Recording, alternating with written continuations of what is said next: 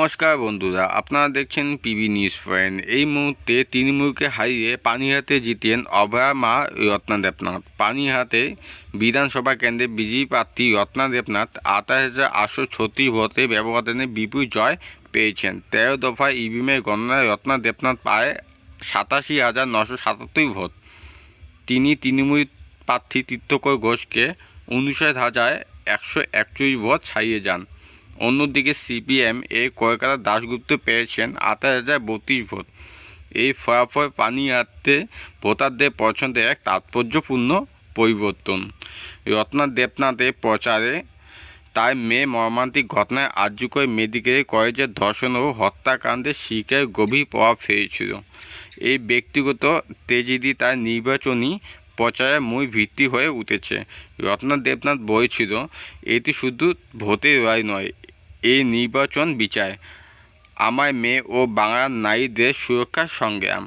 তার প্রচারে প্রচলিত দলীয় রাজনৈতিক দলের নারী সুরক্ষা ও ন্যায় বিচার ও সরকারি জবাবদিহি প্রধান বিষয় হয়ে ওঠে।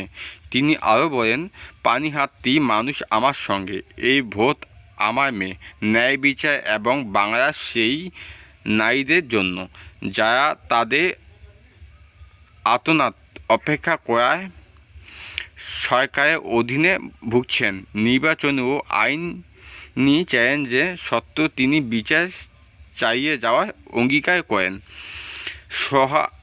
শোকাহত মা থেকে রাজনৈতিক ব্যক্তিত্ব হিসেবে রত্না দেবনাথের উত্থান পশ্চিমবঙ্গের রাজনীতিতে গভীর পরিবর্তন এনেছে।